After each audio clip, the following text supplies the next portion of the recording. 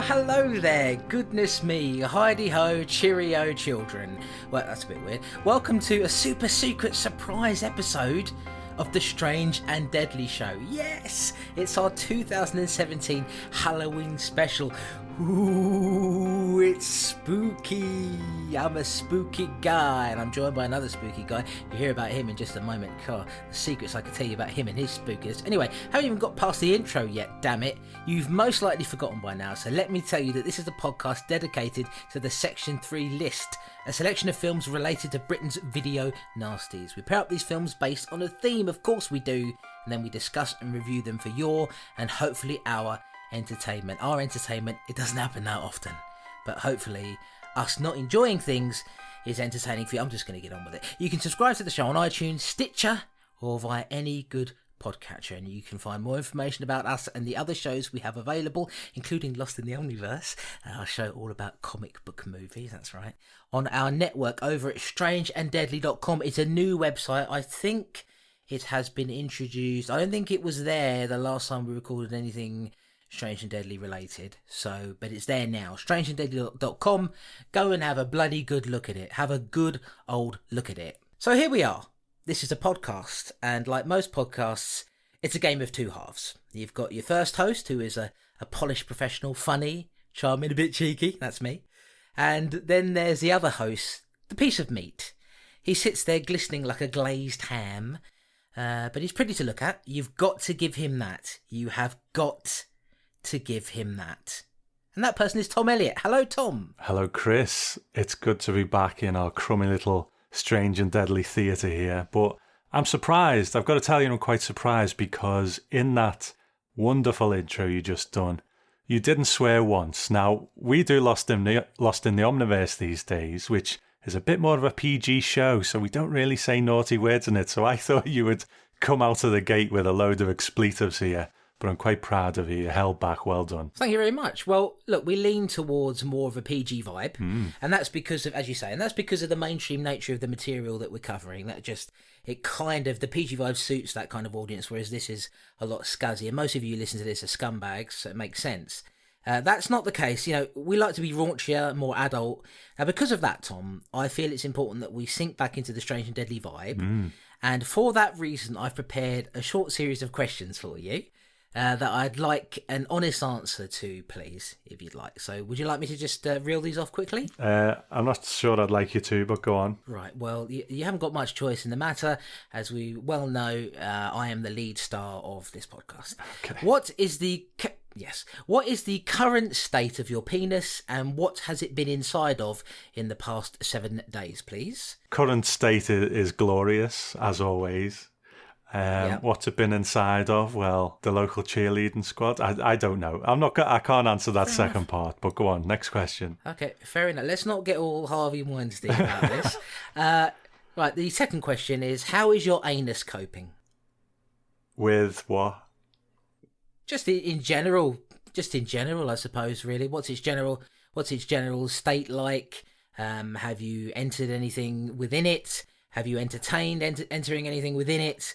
Just what's going on with your anus, basically. Not the planet, your actual anus. I generally keep it in good condition. I don't use your technique, the 3-wipe method. But, not much really going on in that department. Any gastric problems? No. Okay, fair enough. The questions are almost over now, so don't worry, don't panic, Tom. Right, here's my third question. Do you ever get a boner while thinking about Rod Serling? How dare you? How very dare you ask that question? I'm a respectable podcaster, and he's a respectable man, so I'm not going to dignify that with an answer, you bad man. You're quite right. Well, I'll just finish off with this last one. When you release an episode of the Twilight Zone podcast and you listen back to it, do you ever produce cum? You're a sick fuck. You really are. Is this what this is about? Just to make me swear so we can break that mold and you can just annoy me and then I will break out in a load of fucking swear words to get us back in the Strange and Deadly mindset. Is that what this is? Tom, I would never do that. Do you know what? This was a terrible idea, and I don't know why you've made me do it, but I disagreed with the whole thing from the start, really. Well, thank you, Tom, for answering my questions. I really appreciate that. It's really good to talk to you again. And tell us now about the films that we're going to be talking about on the show. Well, I looked at this double bill and I thought, why did I put these two together? Because there's a theme there of supernatural horror. That's what it was. I must have been getting to the end of the list, so I really made that quite a broad interpretation. But there is another sort of similarity between them, believe it or not, which we will get into. I suppose they both feature children who have lost something, lost a parent. And you could say that perhaps what goes on is a manifestation of that pain and that loss. But that's for us to discuss as we go through them. So we've got two films. The first one is The Child, and the second one is Phantasm. That's right. And The Child really is... We've been making paedophile jokes a lot.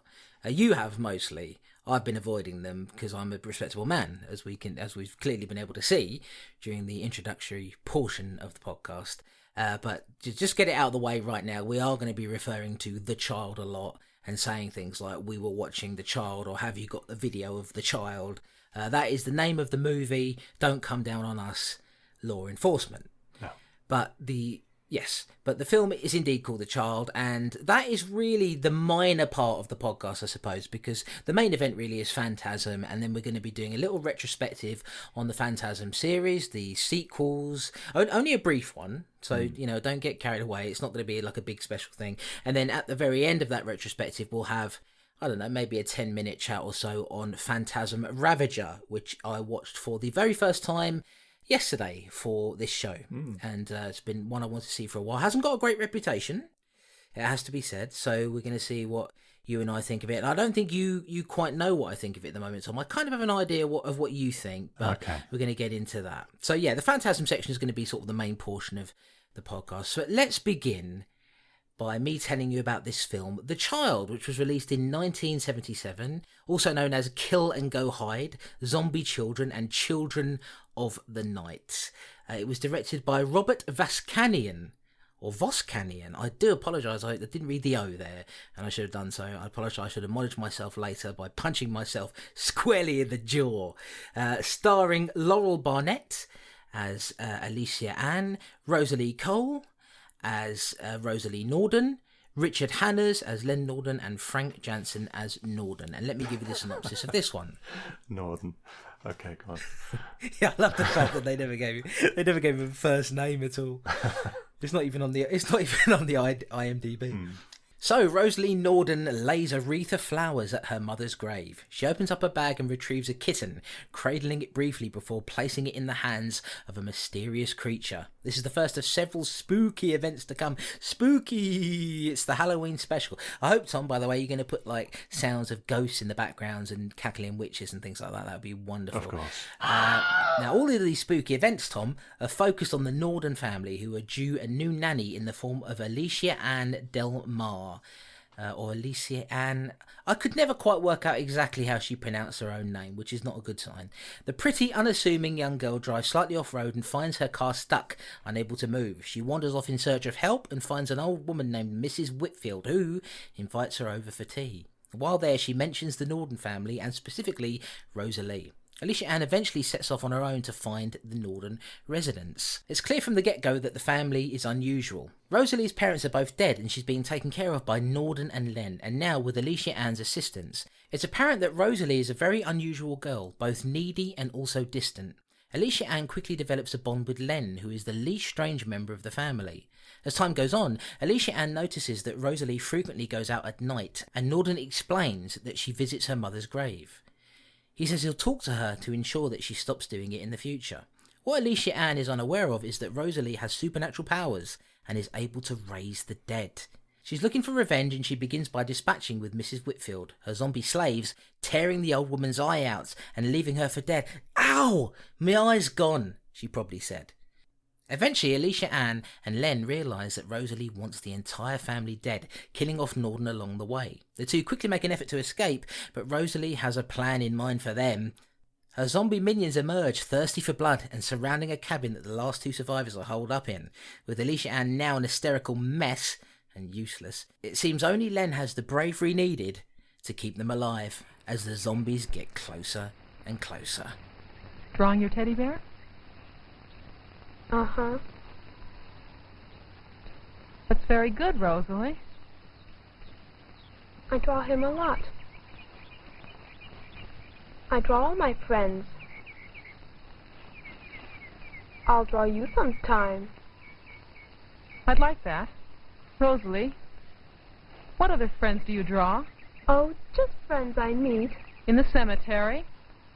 Guess I'll go get breakfast. These drawings of your friends, I'd like to see them. Oh, they're not so good. I'd like to see them anyway. Maybe. Sometime. They're back in my room someplace. I don't think I'd like your friends very much. Not if you have to meet them at night. That is why you go into the cemetery at night, isn't it? To meet these people, your friends? No, I go to visit my mother. Darling, your mother isn't there. She's gone.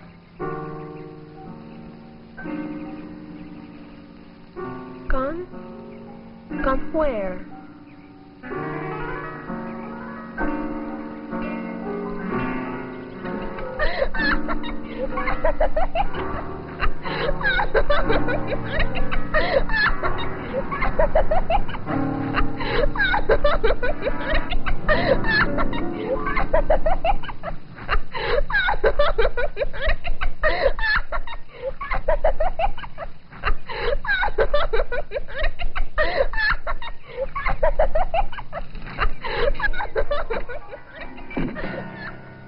So there you go. That is the synopsis for The Child, and you heard the little clip. I don't know what piece of golden footage you managed to clip that out of, Tom, but look, I simply must know. I've tortured you enough during this episode, so now I want you to have the floor to let me and the audience know. What did you think of The Child, Tom? I've got an idea of what you think, Chris, considering you came on the mic in a particular kind of mood when we spoke this evening. But what do I think of it? I'm split to a degree. You know, when you watch The Evil Dead or something like that and you look at what Sam Raimi did on it, and it's rough around the edges, you know, the acting's a bit rubbish and that kind of thing, but it's got wonderful sort of camera angles and strangeness to it that really give it a great energy. And you think, you know, it is rough, but it's really got something to it. Well, this isn't like that, but it's really trying to be. I mean, in the first half, there's a lot of scenes outside, isn't it, in the woods and things, and you know, they're turning the camera upside down, they're, you know, tying it to a bit of rope and swinging it round, you know, let's tie it to a squirrel and then frighten it. They're trying to do that sort of very disjointed vibe with the kind of plinky plonky the plinky plonky piano music in the background, like someone's just pushed the piano down the stairs, and it's just ding, ding, ding, ding, ding, ding, ding, ding, with all these crazy angles, and it just doesn't have the kind of focus that Raimi has when he did it, when he was trying to achieve that off-kilter kind of vibe. It's a bit of a slog. I mean, there is something I'll come to later about what I do like, but we'll get to that point. But if you look down the credits of this movie, no one really worked much again. And you can kind of see why. I'll leave it at that for now, because we'll dig into it a little bit. But what about you? Well, it's an interesting thing, isn't it, Tom? I mean, you always try to look on the positive side of things, and I admire you greatly for it. And I think there is actually a positive. There are a few positives towards the end, really, that we can talk about. I suppose as a general overview of it, it's quite unusual because we're so used to now on Lost in the Omniverse starting at the beginning of a plot and then going through it piece by piece, whereas with this, obviously, we sort of kind of all over the place, really. I mean, the first thing you have to know is that all of the dialogue in the film was dubbed over in post-production. So that doesn't help, because when you're doing that in a studio, you're not capturing the moment the moment they had on the set. And of course it happens with all the Italian horror movies up to a certain point. They always shot without sync sound, and I don't know what the case was here. Maybe they didn't have good sound recording equipment or something. Maybe they didn't even have sound on set. I don't know. So they had to overdub it later on. But because of that, you're losing some of it. I think that the Laurel Barnett, who plays Alicia Ann, is very pretty. Is sort of I suppose you might hope to be a decent sort of presence. Unfortunately, towards the end of the movie, just turns into an hysterical, useless mess, which is not very helpful. Everybody in this movie, and this is a problem for me, everybody in this movie looks like they're just a bit vacant behind the eyes. That perhaps they feel dead inside. And I think that's a major... Nobody appears to have any chemistry at all. And again, dubbing doesn't help with that, of course, because it's just actors sort of overdubbing the voices individually. So of course you're not going to have any chemistry. But it's really apparent here that nobody quite knows what to do with themselves. And yeah, exactly like you said. I mean, this director, Robert Voskanian, this is the only film he ever made. Laurel Barnett did a couple of things. Everybody else in the movie pretty much only did this, really. I think the older guy, Norden, they didn't even give him a first name, Tom. They just said, well, we can't think of one, so you just be Norden then. In fact, if you actually look at it and notice it, the family's names get shorter in letters until the first name disappears completely. So you have Rosalie first, then you have Len, and then when they came to the old man, they were just like, fuck it. Just keep the surname, which is fine. It's a fine thing. The soundtrack... I was saying to this before we started recording that the soundtrack it reminds me of something. It's familiar. There's a Randy Newman song that's on his new album, which I'm not particularly a Randy Newman fan. I'm not a fan, but I just never listened to much of his music. But I've heard a song off his new album it might be off his new album or it might be off an older one. I'm not quite sure. I think it's off his new album though, and the piano music that's in this is very, very similar to that, and I can't help but think it's some sort of famous piece of music that I don't quite know because I'm not some it's classical music whiz or anything like that. But the music here, piano down a flight of stairs kind of job. I get what you're saying that they're trying, but it's so boring. It really meanders for about an hour. Yeah. Really, for about an hour or so, it meanders, and I don't, it doesn't matter whether you got ambition or not. I mean, you mentioned Sam Raimi there in The Evil Dead. Well, The Evil Dead, yes, had ambition. It's incredibly rough around the edges, but it moves. Yeah. It moves, and there's always something happening and something interesting happening. Whereas in this, I just really just wanted the nightmare to end for me. I wanted the child to come for me. And, send a zombie after me. I'm happy to be eaten alive at this point in time.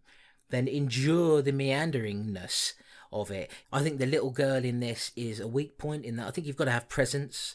You've got to make me feel that she's frightening in some way because she's a killer kid. But I didn't get any of that vibe. Like I say, I think Laurel Barnett towards the end of the movie loses any kind of effectiveness that she might have had as a lead star, if you like, and just becomes hysterical. There's none of that Jamie Lee Curtis, Laurie Strode kind of vibe that you would want there, where she's strong. She's not strong at all. She completely falls apart in a way similar, I suppose, to Barbara from Night of the Living Dead. I suppose there's a little bit of a kind of parallel there, really. I just think most of it doesn't work, really, but there's a little glimmer of hope towards the end, and perhaps we'll touch on that in just a moment, where you think, okay, maybe this could have been something. I do think some of the, a couple of the gore effects are pretty decent.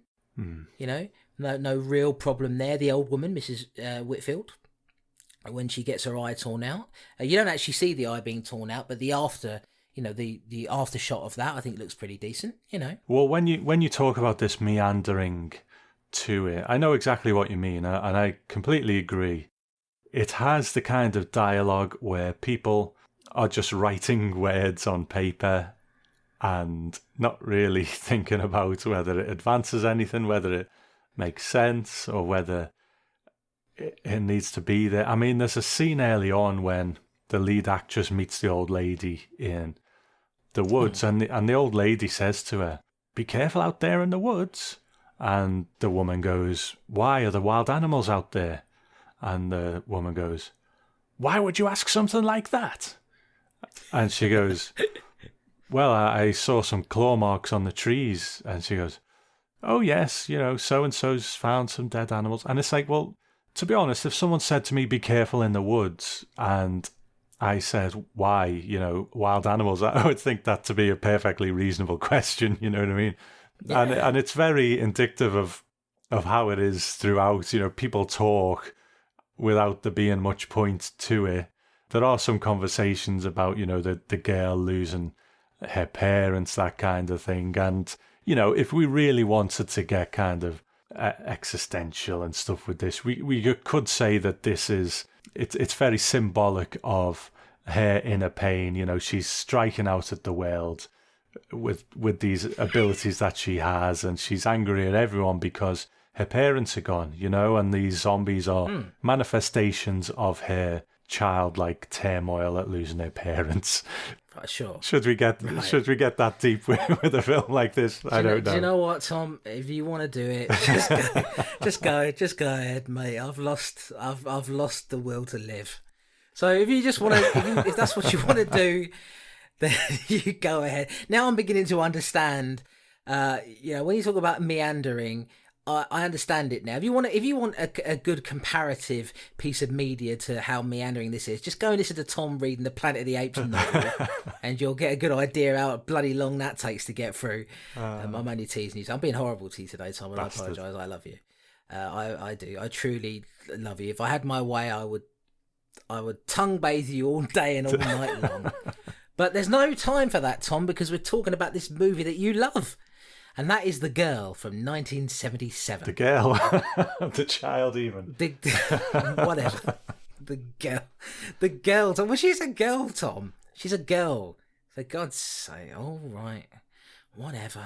So, you're right, she's upset about the death of her parents. And because of that, she's lashing out against the world. Tom's figured it out. Have you got a stake in this movie, Tom? Like, are you a shareholder or? Well, I was one when it was made, so no. Were you? You born in the 70s, were you? Yeah. I'm not a youngster like you, young whippersnapper. But young whippersnapper like me, were you wearing bell bottoms? When I was one. Listen, I don't know what the baby fashions were like in 1976. So it's not. Do you know what, Tom? Let's call the whole thing off. And let's get back to the plot of this wonderful movie. This meandering but ultimately potent emotional tale of a girl who's lost her parents, who is lashing out at the world with zombies. And it's an interesting thing, isn't it? Because it's kind of a hodgepodge of different things. Initially you think, well, this is going to be, obviously because you've filed it under the supernatural theme, so I was expecting it to be kind of ghostly, and this girl, maybe she's controlling ghosts, or she's got a demon in her pocket, or something like that. But no, she's got these sort of zombie-ish ghouls, doesn't she? And I suppose they're a few layers removed from a Fulci film in terms of design. I mean, the copy that we watched was, I'm assuming you watched it from the same source I did. It was potato quality 240p, Tom, from the early days of YouTube when every video looked like a fucking mess. It looked like that, didn't it? Yeah, well, to be honest, I think that's probably its saving grace, though, you know what I mean? I think if you got this and scrubbed it up on a beautiful restoration, whatever K, you would just see these things for what they were, which is probably awful. But I think through the lens of, a bit of a shitty quality videotape looking copy, it's probably the saving grace of the parts of the film that do actually look okay. And these creatures, such as they are, the guys with sort of papier mâché smashed to their face and painted in various colours.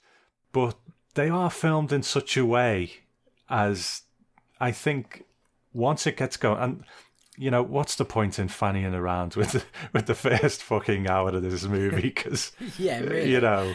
Like we said, it's shit. People talk bollocks. We can slap that metaphor on it, but not with much conviction. But the last 20 minutes or so, I think it sort of gets into a nice bit of a vibe, because the guy in it, who is it? Norden or something? Jeff Norden. Len Norden. Jeff Norden, yeah. Yeah, Barry Norden, yeah. He has one facial expression throughout the whole film. In the last 20 minutes, he does take it up a notch. But Yeah. We get this section inside some sort of barn or some shit, I don't know, where... well, You're so passionate about this movie, Tom. You're so passionate. it's the symbolism, Chris. It gets me. But there's a scene where they're in their car and they sort of crash the car and it breaks down and they're trying to get it started. But then you see all these creatures start to advance on the car. And what I would say is to anyone who's thinking of watching it, just watch it from that point on, because through a sort of cruddy VHS-like lens, when that low budgetness and certain imagery sort of comes together into something, it can be quite effective. And I think at that point it starts to become a bit more effective. It's the best part of the movie, isn't it? By a considerable distance, I would say. And yeah, I mean, I told you this before we started recording, but I suppose I'll tell the audience as well. I believe in being forthcoming. I lasted 45 minutes in this movie earlier today, and then I fell asleep. And then I got up, and about an hour before we recorded, or somewhere around there, I watched the rest of it. And I was at that point thinking, my God, this isn't gonna move at all, is it? It's just gonna be boring until the end. And it wakes up in that last 20 minutes or so. And yes, it's scuzzy. It's one of these films where, you know, if they did like a Blu-ray version of it or something and cleaned it up, I don't think it would work.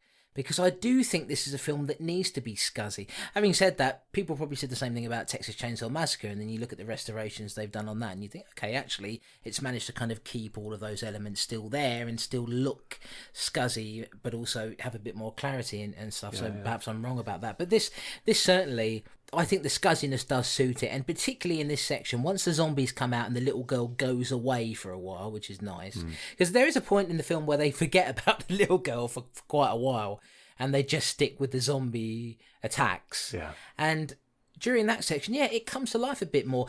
Now, my problem with it is that, you know, Alicia Ann, what was her name? Laurel Barnett. Any sort of, I don't want to say that they evolve the character at all, because this is not that sort of movie. But if you've had any hope of her becoming some sort of strong female protagonist, it doesn't happen. She goes the opposite way and turns into a Barbara from Night of the Living Dead, and basically spends those 20 minutes standing in the background with her hands on her head screaming. Yeah. And all the work then falls to your boy there, old Barry Norden, old Len Norden, who comes in, played by Richard Hanners. This was the only thing he ever did.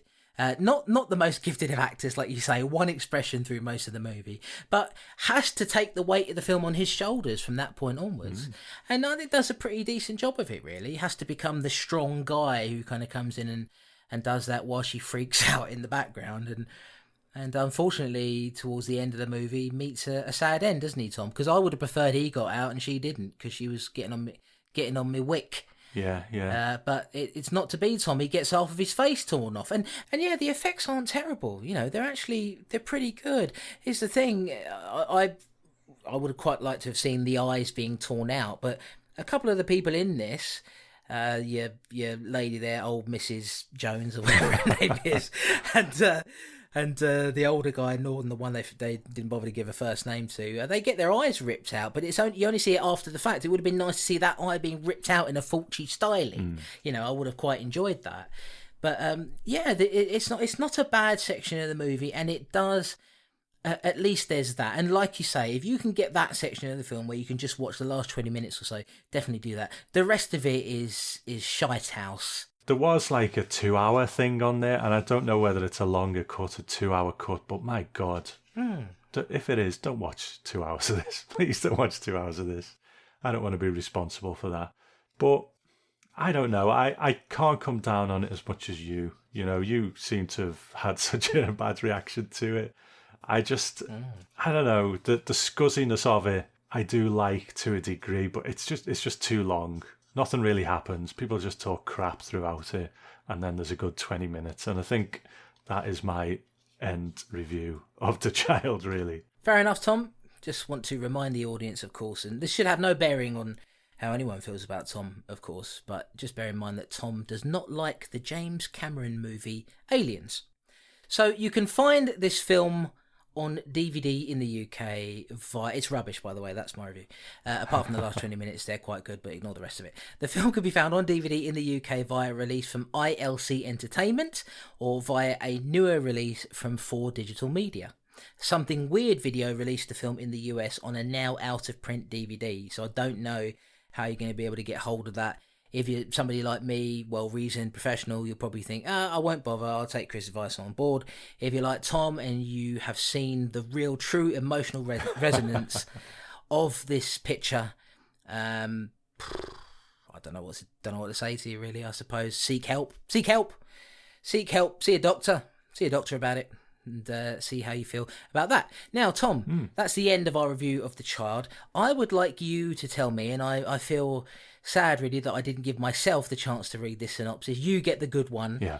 Why don't you tell us, Tom, the main event? Here it comes. Ding, ding, ding, ding, ding. It's the boxing match. The main event. That was a bell, by the way, that I was doing a noise there. Do you like my bell? My bell end. My bell ended. There it is. There's the old Chris we know. Hey, come on. Oh, no, I was about to sing a Gary Glitter song there.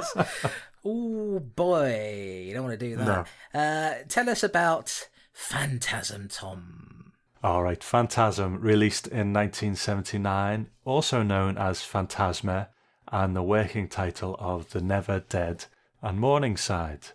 Directed by Don Coscarelli and starring A. Michael Baldwin, Bill Thornbury as Jody, Reggie Bannister as Reggie, and Angus Scrimm as the Tall Man.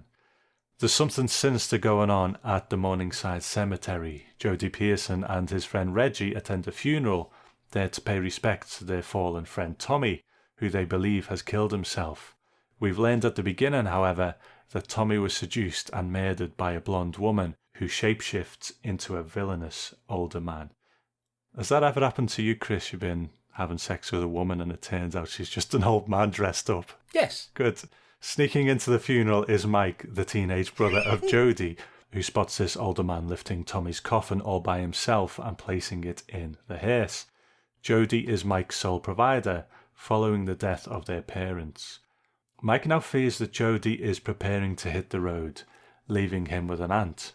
He visits a fortune teller and describes the events at the cemetery. She has him place his hand in a box, which initially traps him until he learns to control his fear and the grip loosens. Jody later attends a bar and meets the same blonde woman we met earlier, the lady in lavender, and together the two walk out of the cemetery.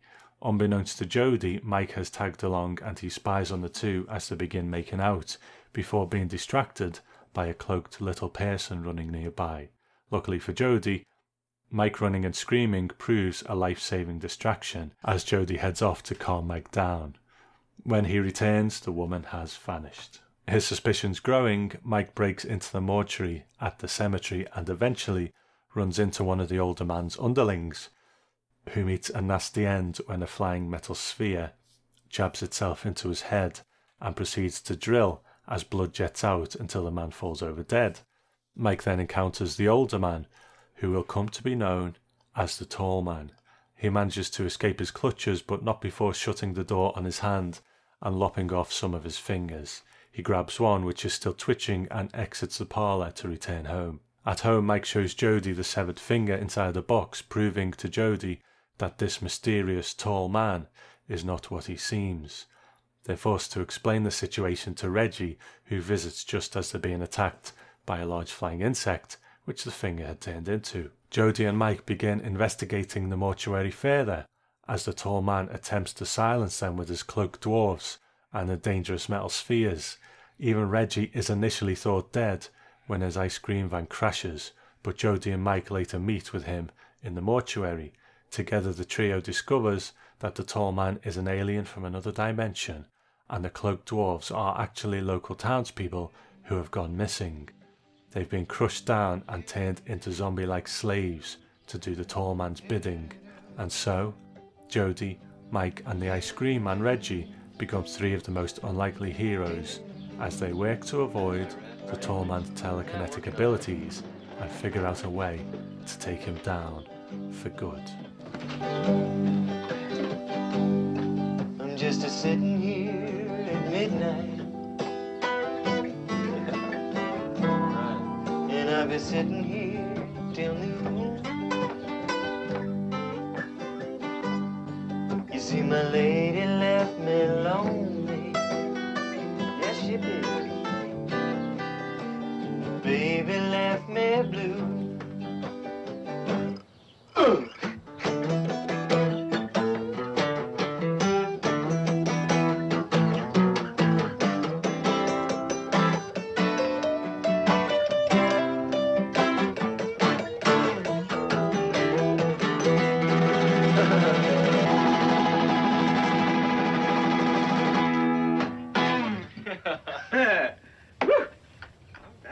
We're hot as love, you know.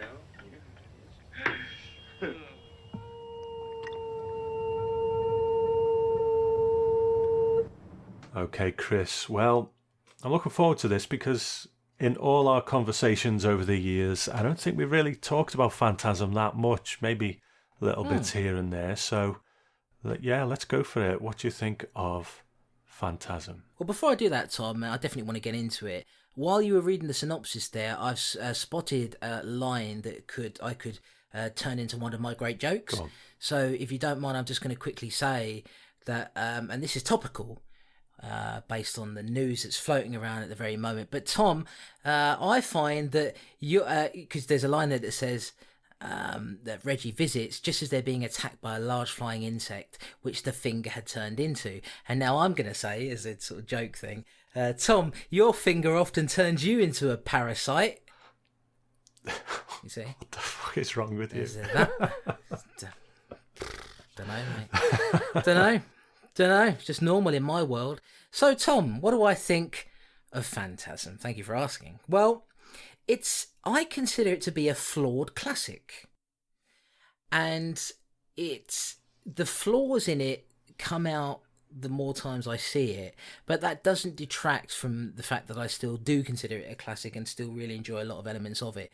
I think looking at the time that it came out, this is 1979, we're post Star Wars, we're post Halloween, we're only a year past Halloween. The slasher boom was about to come in. It was really going to hit very strongly once Friday the 13th came in the next year, 1980, the year after this, I should say. And I think what has helped this film stand out, certainly from that period, is that it's just quite original, I suppose. It's quite original and different. I mentioned the slasher boom because this isn't that at all. It's something completely different. It doesn't sort of jump on a specific bandwagon, apart from the fact that it clearly rips off the Jawas from Star Wars. But other than that, the little cloaked brown guys. But other than that, I mean the brown cloaked little guys, not the little cloaked brown guys. Never mind, it's going wrong already. I just think it's very original and interesting and different. And I think that's what makes it stand out. It's rough around the edges. The acting, the more I go back to it, the acting's a bit stifled in places. And it's not quite there. And there's one character in this in particular, of course everybody's going to know who I'm talking about, but it's hard to imagine it when you watch this, even though he's so likeable, that Reggie would end up becoming along with maybe the tall man and the metal spheres, becoming the focal point of the series, after this. So it's a mix of different things. It's a grab bag of different things. Not all of it works. It feels at times, like I say, a bit rough around the edges, but I think it's got a real heart to it. It's like a sort of unpolished stone, unpolished diamond, I mean to say. It's a bit rough. It's a rough diamond, but there's some really good stuff in there, and it's original. That's what I always come away from it thinking. It's really original for the time. There was nothing quite like it. What about you? Yeah. I would agree with that. I think once I become more familiar with it, I do find it a bit laggy after a while. But the thing about it is, and I'm not the first person to make this observation. You and I are, fans of Fulci. We're fans of a lot of the Italian stuff around that time, and watching something like The Beyond, where logic isn't really what it's about. I think this is an American film that's very much tapping into that kind of vibe. It's not okay. What does that mean? That doesn't make sense. What's that about? You know, it's not so much about the small details painting a perfectly cohesive narrative. It's more about just being immersed in the experience of it. And, you know, Fulci at his best was the master of that. And to my dying day, I think The Beyond is a masterpiece. Same. You know, that's probably got its own issues in some ways, but I don't care. But this is very similar in some ways. You know, when you go into that mortuary, the way it's filmed, especially on that new transfer, is just such a beautiful shot, and it becomes less about what's going on and more about just being in that place at that time. And then you have this wonderful music, which is again very sort of evocative of people like Fabio Frizzi and what they were doing.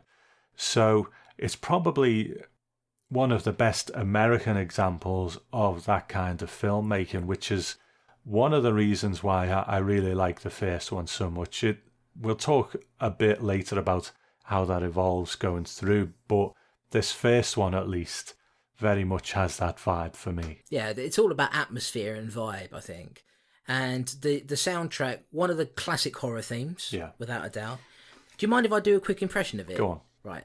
Bow, bow, bow, bow, bow, bow, bow, bow, bow, bow, bow, bow, bow, bow, bow. And then this is my favourite bit. Bow, boom, boom. That's my favourite bit. Wonderful. Of the sound. And it's hummable and classic, and, you know, it to me it's up there with Halloween and you know, it's not quite there, but it's approaching that. I really love these, and I think you probably agree with me, Tom. I really love these John Carpenter-esque synthy soundtracks, and so this sort of thing, you know, Stranger Things, I suppose, in modern times, is kind of playing with these ideas as well. I think the synthy soundtrack works, and I think they lose a bit of that. It adds to the vibe, and I think they lose a bit of that vibe as they go on. Yeah. Certainly by the time you get to Ravager, and they're using this sort of orchestral kind of score with keyboards, you've lost some of that. It adds to the sort of earthiness and the rawness of it. And I think, you know, this also can be compared to The Evil Dead, and as much as it's the rough diamond, you know, it's not quite there. It hasn't really been polished. You know, Don Coscarelli here, I don't think this wasn't his first film. I think he'd done a few things before this. Yeah. This was his first horror film. And he actually had brought on, I believe, Michael Baldwin. I think all three of these main actors, I don't know if it was Angus Scrimm, but I think all three sort of big main actors in this were in his previous film, and he sort of brought them onto this. I might be wrong. I know Michael Baldwin definitely was, but I'm not sure about the other two. But he was great friends with Reggie Bannister and based the character of Reggie on Reggie. And so you get some of that vibe in there. I think early on we meet, you know, let's talk about Angus Scrimm. Let's talk about Angus Scrimm and kind of begin there. The tall man wasn't as tall in real life. They put lifts into his shoes so that he could, you know, kind of tower over people. What an interesting movie villain, Tom, because there is an inconsistency with the tall man's powers, which I think we'll probably get onto a little bit later. But Angus Scrimm, a really interesting actor, spends a lot of this franchise scowling. Certainly in this one, he doesn't have a lot of dialogue. So you've got to make do with his face, and an interesting face to the man. I think what's interesting as well is, touching on it as a series to a degree, it's a series that is defined by its heroes as much as its villains. You know, yes. I don't think anyone's probably going to put Reggie on the poster like they would the tall man, but throughout, in the actual films themselves, it's about the battle between them all. And what a great foe the tall man is. We don't really understand completely what he is, and I think it's very much indicative of the whole film itself, where you wonder, you know, does Coscarelli have a key to all this? Where if you sat down with him for a minute and he said, well, this is what's going on, and this is exactly who the tall man is. Would it all just become clear? Because there are a lot of things in it where you don't completely understand it. And I don't mind that, to be honest. But, you know, this figure, the tall man, absolutely wonderful, you know. And maybe it's funny because Phantasm does have a very rabid fan base. But in a lot of ways as well, it's a bit more under the radar than some of the other things. So it's an interesting mix there. But, you know, I'll put the tall man up there with the best of them. Definitely, because I'm thinking if you look at the Friday the 13th movies, you look at Halloween, in the Friday the 13th films, nobody really cares that much for anyone who isn't Jason. We're watching them to see how Jason is gonna dispatch of people. Uh-huh. You look at the Halloween franchise, with the exception of Laurie Strode, maybe Loomis, maybe Jamie. Was it Jamie who was the name of the little girl? I think so. And then there's Tommy as well. And then there was Tommy, yeah, in the played by Paul Rudd in the sixth one, in the whatever the one is with the Thorn Cult. I can't remember what the name of it is now. Part 6, anyway. People want to see how Mike Myers is going to dispatch people. Not Mike Myers, the comedian, Michael Myers. That'd be interesting, wouldn't it? To have a slasher film with Mike Myers dressed up as Austin Powers. Or Dr. Evil. So, but getting on to the point of it, in this series, it is very much, it's balanced really well in that you're not actually looking for how, you don't really want to see the tall man kill anyone off because you like these characters. Yeah.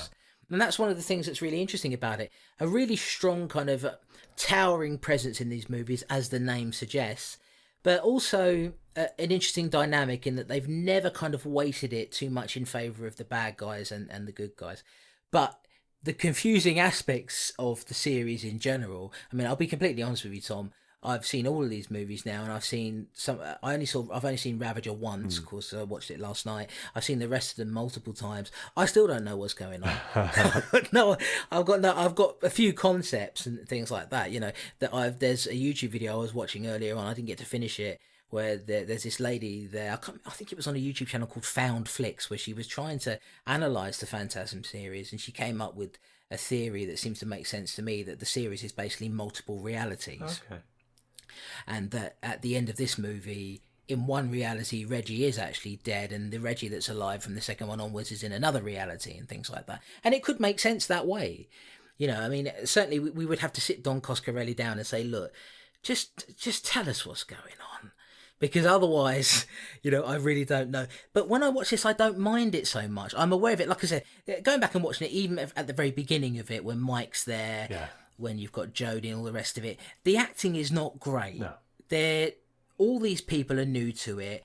You know, Reggie kind of comes across okay, but even then he kind of grows and develops as it goes. You've mentioned this a few times in the past. When you watch the first Evil Dead, Bruce Campbell is not the Bruce Campbell of today in it at all. He just isn't. He doesn't have got the charm. You know, if you watch the first Evil Dead film and then watch an episode of Ash vs. Evil Dead, the TV series, they look like completely different characters that happen to be dressed almost the same. Yeah.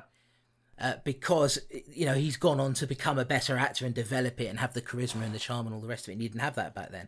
And I think Reggie develops that as we go along. But what an interesting atmosphere and what an interesting take on a horror movie. I mean, how do you feel about the originality of it? You're right, really, that at a time when the kind of slashers were starting to build up and in different hands, the tall man might have just become a typical slasher with a sort of revolving cast of kids to kill. But there is an originality to it, you know, this concept of, I mean, it's absolutely bonkers, isn't it? You know, this other dimension, they go through the forks, the dwarfs being used as slaves, and they shrunk because of the gravity. You know, it's just like, it's madness, it's absolute madness, but he does manage to package it together into something that, although you don't completely understand the whole experience of it, is enough to sort of keep you there. Yeah, absolutely. And I enjoy that aspect of it. I mean, do you think that it can stake a claim in perhaps being part of the sci-fi genre as well? Because it's got that to it, hasn't it? It's got a science fiction...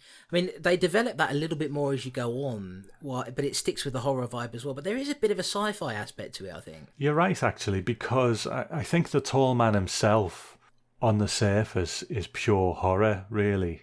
You know, he's quite a gothic figure, and the name itself, the tall man, evokes a more gothic horror type of element. But in actuality, the whole vibe of it, this other dimension aspect to it, it is more science fiction, isn't it? And the horror more comes from what's going on. You know, there's a level of violence there, people get killed and everything. But I suppose science fiction horror is a perfectly good label to put on it, really, isn't it? Yeah, no, most definitely. Let's talk about the three central characters here. We've talked about Angus Scrimm and the Tall Man and how we think about him as a movie villain. I do enjoy him. Let's talk about these three main characters. And I suppose it makes sense to begin with Mike and Jodie, really, because Reggie in this film is more of a side character. He's supposed to be one of the main trio, but he's not in it that much, really, No. except towards the end. This particular film really kind of focuses on Mike and Jodie, and how do we feel about them? Is that this pair of brothers? Mike he's a bit clingy, isn't he, Mike? Like he's hanging around with his brother. He doesn't want to leave. He doesn't want his brother to leave his side. He's always following his brother everywhere, even when he's, buggered off to have a spiddly spoo with a young woman. I made up that term, by the way, spiddly spoo. With a young woman, and he's sort of there watching, which is a bit pervy, I think, Tom. It'd be the kind of thing you would do. But what do you think is going on there with Mike? He's a strange boy. I think there's a lot of truth to that relationship, though. His parents are gone. He's his only family, and he's got wind that he's going, so he is clinging on. He doesn't want him to go, and there's a maturity about young Mike. He's mature beyond his years because that's where he's kind of landed now, and he's hanging out with Mike and Reggie. He fixes the car, those kind of things. And you see that in real life sometimes where kids have to grow up quickly because of the circumstances they're in. So I do think there's a lot of truth in that relationship, really. I mean, Jodie, I don't suppose he's the best of characters, really, but he suits his purpose, he'd probably rather be out there driving his car, going to really small bars, picking up women, and just, being a dude. But he has got a certain amount of duty to Mike. But at the end of the day, he's still planning on leaving. But I really like the sort of truthful element of that relationship. Yeah, and I think because of the acting's a bit stilted, there's maybe a lack of chemistry there that perhaps arrives a little bit later on in the franchise when these actors have matured a little bit more. How do you feel about Michael Baldwin here? Because he has to he's carrying a lot of this, and he's only a young guy. I think he was 13 when he shot this, or certainly the character is supposed to be 13. I don't know if he was 13, but certainly he was a young guy at the time. How do you think that he got sufficiently leads? This is the only film in the franchise that isn't led by Reggie. So, how do you think that he kind of acquits himself here? I think he's fine. I mean, he's not a great actor by any means. I'm not saying that, but I think probably his inexperience might count for something here. The naturalness of him at times. And of course, sometimes he's not great either, but I'm trying to think of an example, but I can't. But overall, I think there is a believability to him. Yeah. I wanted to ask you, you sort of teased me at the beginning of this, which it was most deserved based on how I've treated you during this episode, Tom. But you sort of teased me at the beginning with, have you ever been with a woman and then she's turned into an old man? And so does that mean that the tall man's basically going around as an attractive blonde woman and then seducing men and having a bit of spiddly spoo with them and then turning back into himself again, Tom? That's weird, isn't it? It is weird. You're hoping spiddly spoo catches on, maybe. I am. Becomes what the kids are all talking about. But well, it's the only term that I can take from this and take over to Leto and have it still retain the vibe that's needed for that, as opposed to being on this. But yeah, it's interesting. It reminds me a little bit.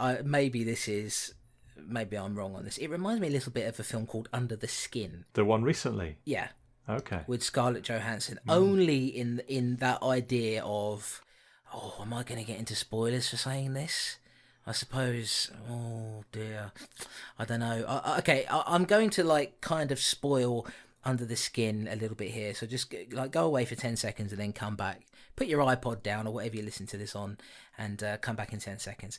Under the Skin, it's Scarlett Johansson going around and seducing men, but she's actually an alien underneath. So that's what's going on there. And have I spoiled the film for you, Tom? No, I've seen it. Oh, you've seen it? Okay. Yeah, so yeah. That's not too bad. So come back now, folks. They've probably still got the iPod down. Come back. They're back. So it reminds me a little bit of that, of the idea that underneath that, incredibly attractive woman lurks something much more sinister. That's that. I can see, Tom, by your rapturous reception of that point, that you agree with me fully. No. Well, it's similar as well in that, to a degree, there's a level of understanding that you just don't have. Under the Skin was like that, where there's times when you're like, what is going on here? Again, you wonder, does someone have the key to all this? Could someone say, well, actually, or just say, 2 words that would unlock the whole thing? Absolutely. Yeah, I mean, it's one of those things. I mean, sex is such an intimate thing anyway. I mean, I wouldn't know. I'm still holding my precious cherry in my hand as we speak. Okay. But I've certainly have heard that it is. And there's an element of trust there, isn't there? And you can imagine if you've just, you've sort of consummated that particular relationship and all of a sudden they turn into an old man. It would be like, oh no, you'd hope to be killed, Tom. I mean, if you run around with a wig on just seducing men and then, taking the wig off to reveal yourself as this big Liverpudlian stud, what would people do? And what would you do after the fact? Would you kill them?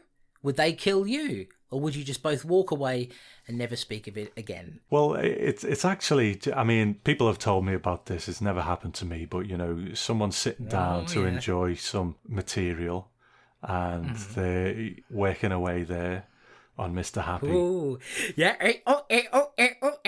That's the noise it makes. Have you got it greased up? They're feeling a bit naughty that day. They're going for something a bit odd, and they're sort of filled with the spirit, and they're kind of like, oh, I'll go for something a bit weird here, and they're sort of Googling something a bit strange. Yeah. And then, they reach the peak of their enjoyment, and they expel the evil, and then they sort of come back down to earth, and they're covered in this horrible mess, and on the screen in front of them is this debauched, vile filth that they've just got themselves off to, and they're just sat ashamed and wet. Touch me, Tom, touch me! So I think that's what it's like. Yeah, I like Phantasm. Good movie. It's a classic. Yeah. A flawed classic. Let's talk about Reggie now. Now, who would have thought when they saw it? If they saw it when it came out, trying to get my words out properly, Tom. You've distracted me with your descriptive nature. That happened to someone else, by the way, not me. Did it happen to Tim Belliot? Is that yeah? Oh yeah, old Tim, good old Tim, getting his Tommy knocker out and giving it a good old bang. Oh, good luck editing this, Tom. Yeah. So good old Reggie, yeah. Good old Reggie. Yeah. Who would have thought? Who would have thunk it, Tom, that he would become the star of this franchise? Really, I tend to think that there are sort of 3 things really that people associate with this franchise. Number 1, of course, is Angus Scrimm as the tall man. Number 2 is the flying metal spheres, which we'll talk about in just a moment, really. The flying metal balls, Tom. And no, I'm not talking about your male robot sex doll there. I'm talking about the flying metal spheres in this film. And the third thing is Reggie Bannister as Reggie. They are probably the 3 most identifiable things about this franchise. Is there any sign here, in your opinion, I suppose I can give you mine as well, of what's to come for Reggie? Well, maybe not to a huge degree, but I think there is. But it's hard to separate what I know of him from now with maybe my first watching of this. I think you could watch the first Evil Dead, and it's only really near the end when you start to think, he's got some chops, this kid, Yeah. But it's still a world away from what Ash would become. Whereas I think Reggie is a bit more towards what he would become in this. But in this, he's just a dude. He's just a hippie. He just hangs out and jams with his guitar, and I think that's very much who he was in his real life. It's who they all were, really, just hanging out and doing their thing. So I think there is a clue there. What about you? Well, I have to say, just not touch on that last point you said there, I like that aspect of this, that even though, like I say, the acting's not always great, there is that feeling that all of these guys are actually friends, and and are friends with Don Coscarelli as well. So you do get, there's a familial sort of quality to it that I do enjoy about it. It feels like I'm hanging around with people who actually know each other. And one of the scenes I enjoy, and it's nothing to do with horror. Yeah. Nothing of the kind. It doesn't further the plot at all. Do you know the scene I'm about to mention? Are you talking about the little jam? The little jam that they have, where they sing that song, Sitting at Midnight, and it's like, and it's such a lovely, warm moment in a film, and that is one of the things that has endeared me to this film. Well, the first time I ever saw it, it's like, okay, this is, it's a bit slow and all the rest of it. It's very atmospheric, and then you get a moment like that, and it just sort of diffuses everything, and you realise that there's more of a human element to it. I think that scene helps endear these characters to you, even though it's only him and Jodie. If it wasn't there, I think it would be. It sounds strange to say it because it's only 30-second scene. I think it would be a lesser movie without it. But maybe, do you think I'm over-egging the pudding a bit there, or? No, I completely get what you mean, I think it says a lot about them. I can't remember whether it's on the new Blu-ray release or whether it was just on the old Anchor Bay one. I'll have to check that out, but there was more sort of little scenes like this filmed where they're just sitting, jamming and that kind of thing. But yeah, you probably don't want too many of them in there, but No. This one at that place kind of just said a lot. The naturalness of him. It wasn't like Jodie was playing his guitar and Reggie comes over and says, "Hey Jodie, can I join in?" Or there's just a naturalness to it. He just comes over, he sort of tunes himself into what he's playing, and then he just jams along. And that's like me and you recording the Strange and Deadly show, isn't it? We haven't done it for months, but we can come back and just jam it out.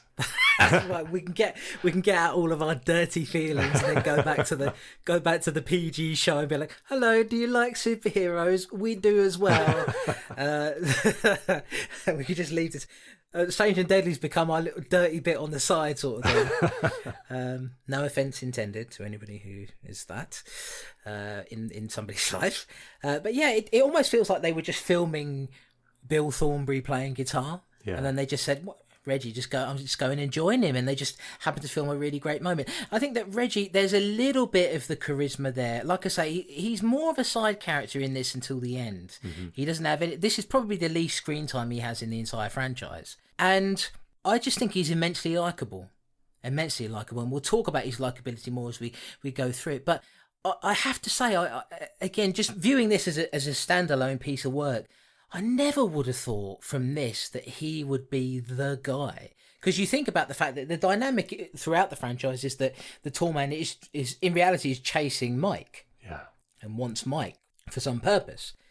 But it's never been focused on Mike or Jodie. It's always been Reggie. There's something about... What do you think it is about him that has connected with people above all others? I don't know, man. I don't know. Some people just have that vibe about them, don't they? I mean, but I think it's sort of symbolic as a series as a whole, because this is not the kind of film you would expect it to be a sequel to. And what I mean is, it does sort of end on a bit of a cliffhanger note, but that's very much a sort of throwaway. Every horror movie of that time had that note to it. I guess we can start to get to that point, but the film as a whole, it has this sort of dreamish, nightmarish quality to it, and at the end you're sort of questioning, well, what is real and what isn't? So at the conclusion, it's similar to The Child in the way that you could say that this is all in Mike's head, isn't it? You know what I mean? His parents have died. And maybe even Jodie's died. God knows, I don't even know who's died at the end of it, to be honest. But you could even say that maybe the Undertaker at Morningside Cemetery did look like the tall man, and Mike is just fixated on this guy as the person who's taken his parents away. He's the one who buried his parents. He's possibly the one who's buried Jodie, and he's become this sort of monster in his mind. And I think if they were ever to remake this, someone could play with that quite a bit. And okay, calm down at home. I'm not saying they should remake Phantasm. Oh, dear Tom, unleash the wolves, unleash the hounds. But what I'm saying is you could sort of play with that possibility that Mike has fixated on someone who is just going about his business. He's just an undertaker. But in Mike's mind, he's built him up into this monster. And I think the first movie is kind of doing that. But then they wanted a sequel, and they had to sort of say, well, actually, yeah, the tall man is a thing, because you can't do 5 movies saying that this has all been a dream. It's a very interesting theory. Yeah, I mean, I thought about that a little bit. I mean, certainly the film indicates that at the end, because at the end of it, Reggie's dead and all the rest of it, and Mike ends up waking up in his bed. Yeah. And it then transpires that, in fact, Jodie had died in a car crash. The tall man had never been a thing. He's, down there next to the fire with Reggie, which looks inappropriately romantic, it has to be said. Reggie there in his velvet jumper. Yeah, and then Mike goes back upstairs to his bedroom to pack some stuff. They're going to go on a trip together to hit the road, which it sets up the sequel, because the second and third Phantasm movies become they're more like road movies. Yeah. They're out on the road and sort of, hunting this thing down. And they almost kind of set up that idea there where Reggie says, well, let's just hit the road for a couple of weeks. Now, it has to be said, there appears to be no school life for Mike at all. He just doesn't appear to be going to school. They've forgotten about it. He can just go on the road. But he goes upstairs and he's getting ready to pack his stuff. And, of course, the tall man appears in the mirror and one of his Jawa rip-offs drags him into the mirror. Mm. And it's the Carrie ending, isn't it? It's the thing that... They did it a lot in the 90s as well.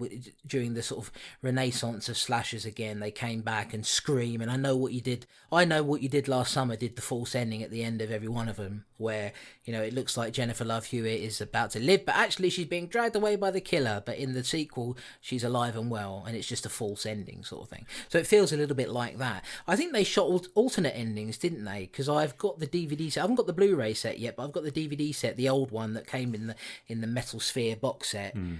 And the bloody, the prongs that stick out of the ball. Yeah. One of them snapped off because I kept inserting it into my anus. And no, I didn't really, Tom. It just snapped off, unfortunately. You used the ball side to insert, really, didn't you? Well, absolutely, Tom. There's not a lot of grippage there, but what there is a lot of is flexibility. Hmm. But God, Tom, you're such a dirty boy. Just stop it, man. I'm trying to get on with my movie review show. Sorry, go on, carry on. It's all right, Tom. Just stop interrupting, all right? Come on, we're trying to put a professional product out for these people. All right, let's just chill it out with all this sexual talk. Now, I had that box set, and I believe on one of the DVDs there's some alternate endings for the first one. Do you remember that? I remember watching a whole bunch of cutscenes for it, but I really can't remember them now. No, I'm sure they shot a different ending or a slightly different one. They tried one that didn't work or something. I might be misremembering it. I'm not sure, but yeah, it's a bit of a... At the end of Phantasm, it does leave you confused because, especially when you watch the next one, because it does seem like the events of the first one have mostly, or everything that happened pre Mike waking up in his bed and then seeing that Jodie had died has been forgotten about. But somehow maybe we'll talk about that when we get to Phantasm 2, because it's a little bit confusing the way it goes. Maybe we can look at the multiple reality argument of it. I think as a whole, there's actually an aspect of this we haven't talked about. Balls. And that is one of the most iconic. The ball we haven't talked about, balls, Tom. The flying metal balls, the flying metal spheres, are in their own way iconic movie villains. Yeah. It's just one of those, unbelievable things, How do we define it? It's original. That's all I can think of it, really. It's just such an original and interesting idea. And to me, they sort of fit into the sci-fi kind of horror category, I suppose, in that they come straight out of some sort of science fiction novel, really. Mm-hmm. But they have this horrific aspect to them in that they will fly towards you, stick themselves into your head, and then drill into you. And as they go on, they sort of evolve and change and become much more deadly. What's the allure and the appeal of these things? Sometimes something is just fucking cool, isn't it? Yeah. And I think that's it, because I think we learn in a later movie what's inside them. I can't remember, to be honest. It's been a while since I've had a watch through of them all. But as they are, they're just fucking cool. And they realise them quite well, because on the budget they had, you know, they never really look that fake from what I can remember. Yeah. I mean, I haven't actually seen the remastered 4K restoration of it. So I don't know if you can see like strings or anything yet, because those things do become more apparent. I mean, I'm a big fan of kung fu movies, and the old Shaw Brothers movies from the 70s in particular. Nowadays, because they're in HD, you can see strings and things so easily. Right. Now you can see how people have got their wigs glued on and things like that. Do you know what I mean? So some of the mystery and magic is kind of gone in a way by technology coming in. You never used to see those things. You didn't see the the lines quite as much as you do now, but they still are impressive to me, and they still feel deadly. You know, when I sit and think about the weapons that a killer has, these are some of the ones that I would want to deal with the least, because they're fast, and you got to be damn quick to figure out how you're going to get past it. If you've got a gun, maybe you can shoot it, but perhaps you'll miss. Maybe you can get in front of a door, but later on the balls, in the franchise, figure out how to drill through the door. So it's a really interesting and original and cool idea for a movie weapon that have become, like I say, as iconic as the Tall Man himself, I think. It's really interesting that they've managed to sort of bring these things in, and they use them a fair bit, but they never feel unwelcome to me, I suppose, is what I'm trying to say. Yeah. I think maybe we should wrap this up, and we should maybe speak a bit about the sequels, just briefly. We'll, have a paragraph each about what we think of each one and see how it goes. But I think Phantasm, for me, if I sit down and watch one of them, I'm not sure the first one would always be my choice to watch, I think I need to be in a particular mood. It does meander a bit at times, but if I am in the mood for it, I think it's a great movie, and the restoration is beautiful. I hope you get your hands on it soon. It is a bit under the radar, but I think if you can discover it and tap into it. I mean, you and I listened to a movie podcast called Now Playing, and they spoke about them recently, and they just didn't seem to be able to tap into the vibe. And I'm not saying they're wrong. Oh, really? Yeah. Oh, you haven't listened to them yet? No, I haven't. No, I've been saving them up. I was waiting for all of them to come out, and then I was going to go through the whole thing. But yeah, so they're not digging the vibe of them. You just need to be able to tap into a certain thing about these. And once you're there, and you accept the flaws. You don't really care about them that much, and you just kind of go on this wonderful, weird journey that it's taking you on. And they didn't completely do that. They did it in some degrees, but not completely. But I think I do. I discovered it later than probably most other franchises. I only watched it first when the Anchor Bay box set came out a few years back. But it quite quickly became a little favourite for me, and I just like to check it out every few years. And, it is a classic for me, and I adore it. Yeah, I go back to what I said at the beginning. I think it's a flawed classic. It's really interesting, original concept. Great atmosphere. I really enjoy the music in it. I like the characters a lot. I like the actors, even though we said it a few times now. The acting's a bit stilted. They're not quite there. They're not developed as actors in particular. There's not a huge signpost there saying Reggie's going to be the guy, but you really like him at the same time. Like you say, a bit slow to get. I mean, it's only 90 minutes long. It's a little bit slow to get going, but there are moments that I really enjoy. I think the flying metal spheres are a standout and fantastic, even though they really only, I suppose, you only get to see one. There's only one scene, isn't there, where it's a bit gory, where the one guy gets killed and the blood comes spurting out. I think that only happens once, doesn't it, in this? I think so. I'm fairly certain. Yeah, I think it only happens once, and of course it happens a few more times as we go through the franchise. We'll talk about that in a moment. I like this movie. I really do. I enjoy the vibe of it. Original sci-fi horror, I suppose you would say. I'm going to back you on this. It's not the film that I would think to go to first if I'm going to venture back into the world of Phantasm. But I admire it. And it is the most iconic one. I mean, if you look at the reviews of it, people always tend to say this is the one. And I don't know if I necessarily agree, but I think this is nevertheless a really good one, and I really enjoy it. Considering it's a bit of a cult one, it has been treated quite well on the old DVD and Blu-ray. So how can you get hold of this one? It's been treated very well indeed, and by somebody who's very famous, Tommy. We'll talk about in just a moment. But Phantasm was given a 4K restoration, which saw a release in 2016. Now, as the resident 4K expert on the podcast, I just have to say, some people get confused by this. A 4K restoration doesn't mean that it's being released as a 4K Blu-ray. What it means is that it was given a 4K restoration, a transfer, but the actual disc that was released is just a standard 1080p Blu-ray. But the hope is, for me, somebody who I would probably, to be honest with you, and I would admit it here and now, I would probably buy a re-release of The Child for £25 if they released it in 4K. I probably would. That's the kind of man I'm becoming. But hopefully this sees a release on that format, because I think it would be quite cool to see that. But the 4K restoration was released in 2016. The new restoration was supervised by Don Coscarelli at Bad Robot Productions. And you should know that name very well. Bad Robot co-founder J.J. Abrams. Yes, indeed. The man himself who directed Star Wars The Force Awakens, which Tom and I are big fans of. He's a noted fan of the Phantasm franchise, and he allowed Coscarelli to use his engineers there to help complete the restoration. Now, I had a piece of trivia that I was preparing to surprise Tom with, but he already knew it, and that is that a character from The Force Awakens, and I think she's going to be in the next film, The Last Jedi, as well, hopefully with more of an expanded role. That would be nice. There's a character by the name of Captain Phasma, and that character's name is based on Phantasm. J.J. Abrams was a fan of the series and thought that the name sounded like Phantasm, and so that's why she has the name. So that's pretty cool, Tom. And in the UK, the new remastered cut was included as part of Arrow Video's Phantasm box set. The set includes all 5 films in the series as Blu-ray discs. It is expected that these films will see an individual release sometime in the future. I'm positive they'll at least release the first 2 separately, I would have thought.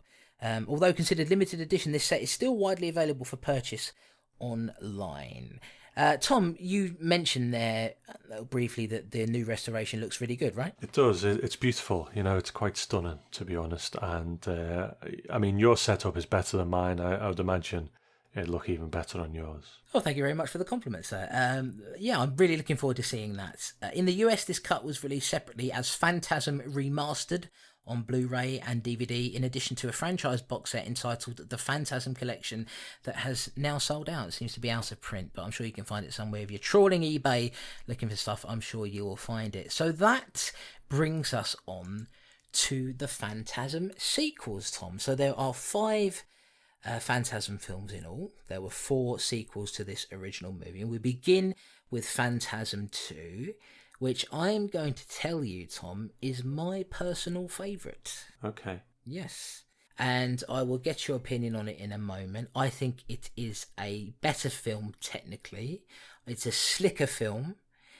To me, it's the Evil Dead to the Evil Dead. You know, it's that sort of thing where they've got more money. They've got a slightly expanded scope. Reggie becomes the guy and steps up and becomes the Ash of the series, if you like. I just think it's a more polished film. I think it's a more fun film to watch. It's pacier and quicker. Like I say, we get to learn more about Reggie. We get to see some of his personality. Suddenly you realise he's a fun-loving guy. He loves women. You know, he loves a good beer, that sort of thing. We sort of get that to grips with it. Now, of course, the big change here is that the character of Mike has been recast, because at the time, Phantasm 2 came out almost 10 years after the first film. So that is, in a way, it mirrors Evil Dead 2, because again, that came out quite a while after the first one. This came out in 1988. The first one came out in 1979. So at the time, A. Michael Baldwin apparently had found Eastern mysticism and was practicing that, and kind of fell out of acting for a number of years. And so they recast the character and gave the role to James LeGros, or James LeGros. I think it's LeGros. And I think he's a better actor than A. Michael Baldwin, even now. In fact, this is a guy who actually went on to have a pretty decent career in TV after this, and was in a bunch of stuff. I remember seeing him on on one show. I can't remember what it was now. Some show when I was a kid that was on in the 90s. That was on like a show for teenagers, basically. I can't remember what the name of it was though. So I kind of prefer him as an actor to a Michael Baldwin. How do you feel about Phantasm 2? Is it my favourite? I won't necessarily say that, but if I just want to throw one on and just enjoy a bit of Phantasm fun, it's easily the most accessible, easy to enjoy. Yeah. And it does take it into a bit more of a mainstream arena. It's not as cryptic as the first one or abstract, but again, you still don't know all the answers really. But no, I enjoy the second one quite a bit. I can't really add much more to it than what you already said. I don't mind the James LeGros thing either. You know, you sort of live with it, and by the time Michael Baldwin comes back in the third one, he's upped his game as an actor anyway. So yeah, you know, so it's fine. It's just part of the kind of lore of the movies now. Yeah, I don't mind it at all. You know, I think it's like I say, I kind of prefer him at I suppose I said I prefer him overall. I do think A. Michael Baldwin got better. I do think that. But I suppose I'm comparing it to the first movie especially. I think this guy's got more presence. And yeah, just an interesting take really on it. A bit more comedy in there. It loses the atmosphere, I think, a bit. Yeah. But in its place, it's just a fun mainstream horror movie really that is... I just like putting it on, really. It's. I think it's a more enjoyable film than the first. Not necessarily a classic in that way, but I don't think there's a tremendous drop in quality there myself. I don't know. What do you think? No, I don't think so. I don't think so either. It's just a slightly tweaked version, isn't it? You know, the way they use the tall man, the way he appears. They realise by now that he's an icon. And they use him as such. And then we move on to the third movie. Yes, we do. What do you think of that one? I think it's weaker than the second. I at this point, for me, the series starts to have diminishing returns. Now, I will say that what's holding the series together for me at this point is Reggie. No matter how bad a Phantasm film can be, there is something about Reggie that will always draw me in, and I feel like I'm reconnecting with an old friend again. Yeah. And I suppose it's similar to the way you might view Ash, even though it's an interesting thing. Actually, I don't mean to go off on a big tangent, but you know, they changed the character of Ash throughout the years. Well, if you look at him in Ash vs Evil Dead, the TV series, he's quite a sleazy sort of, you know, skirt chasing, heavy drinking sort of guy. And seems to have got stupider as time has gone on, and which is not particularly a way I wanted the character to go. Whereas Reggie has always been Reggie. Yeah. You know, there's a bit more comedy. But it's a funny thing actually. I was reading an interview with Reggie Bannister, who plays Reggie, and he was saying in there that Reggie is a character who he actually takes everything seriously, everything, and sees no humour in anything. Right. But because comical things happen to him and around him and people react comedically to him, it becomes funny, even though Reggie himself never actually sees the sense of humour in the things he's doing. And it's a really interesting way of kind of playing a character where the character is not self-aware at all of what he is. And I really enjoy that about him. I think they brought in the character of Rocky in this one, didn't they? Oh, I don't remember. Was that the kid? No. It was that beautiful black lady. Ah, right, okay. Yeah, she's in there and makes a return actually in the most recent film of the franchise, Ravager, which we'll talk about in a moment. And there's a kid in there as well. I don't remember much more about it other than that, and that there were a lot more balls in it. I do remember that. There's a scene at the end of the film, I think, where one of the... Oh, is it the kid or is it...